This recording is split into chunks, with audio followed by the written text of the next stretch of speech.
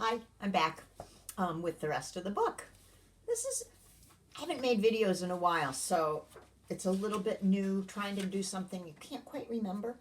But now I'm going to read you the story called The Sneetches by Dr. Seuss. These are Sneetches. And look. Now, the star-belly Sneetches had bellies with stars, and the plain-belly Sneetches had none upon theirs. Those stars weren't so big, they were really so small, you might think such a thing wouldn't matter at all. But because they had stars, all the star-belly Sneetches would brag, we're the best kind of Sneetches on the beaches. With their snoots in the air, they would sniff and they'd snort. Will have nothing to do with the plain belly sort. And whenever they met some, when they were out walking, they'd hike right on past them without even talking. How rude. When the star-belly children went out to play ball, could a plain belly get in the game? Not at all. You only could play if your bellies had stars, and the plain belly children had none upon theirs.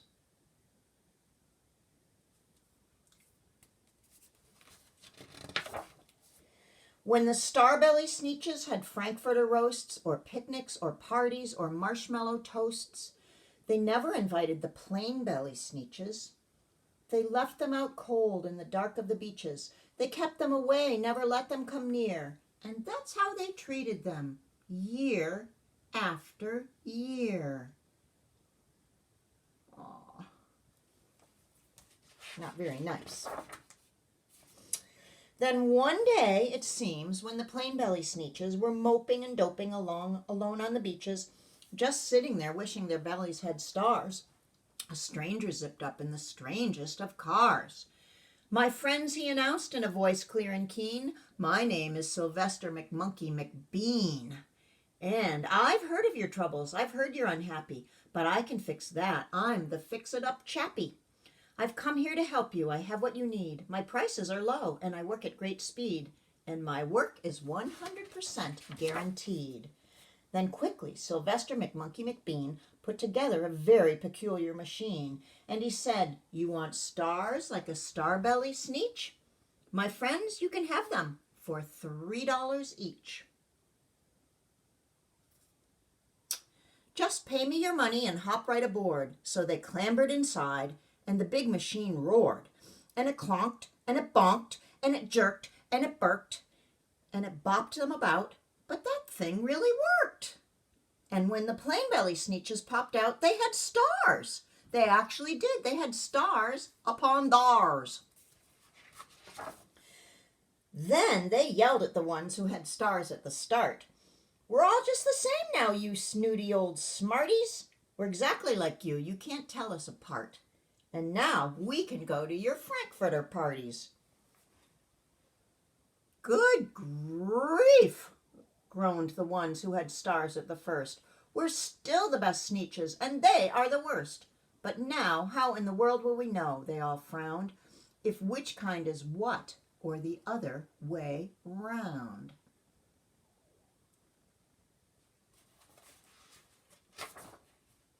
Then up came McBean with a very sly wink, and he said, "Things are not quite as bad as you think. So you don't know who's who?" Oops, I keep covering this poor guy. "So you don't know who's who? That's perfectly true. But come with me, friends. Do you know what I'll do? I'll make you again the best Sneetches on beaches, and all it will cost you is $10 eaches." "Belly stars are no longer in style," said McBean. "With what you need is a trip through my star-off machine. This wondrous contraption will take off your stars, so you won't look like Sneetches with stars upon theirs." And that handy machine, working very precisely, removed all the stars from their bellies quite nicely. Then, with snoots in the air, they paraded about, and they opened their beaks and they let out a shout. "We know who is who, now there isn't a doubt. The best kind of Sneetches are Sneetches without." Then, of course, those with stars all got frightfully mad. To be wearing a star now was frightfully bad. Then, of course, old Sylvester McMonkey McBean invited them for a trip through his star-off machine. Then, of course, from then on, as you probably guess, things really, really got into a horrible mess. All the rest of the day on those wild, screaming beaches, the fix-it-up chappie kept fixing up Sneetches. Off again, on again, in again, out again. Through the machines they raced round and about again, changing their stars every minute or two. They kept paying money, they kept running through, until neither the plane nor the Starbellies knew whether this one was that one or that one was this one, or which one was what one or what one was who. Then, when every last cent of their money was spent, the fix-it-up chappie packed up and he went. And he laughed as he drove in his car up the beach. They never will learn. You can't teach a Sneetch. But McBean was quite wrong, I'm quite happy to say. That the Sneetches got really quite smart on that day. The day they decided that Sneetches are Sneetches, and no kind of Sneetch is the best on the beaches.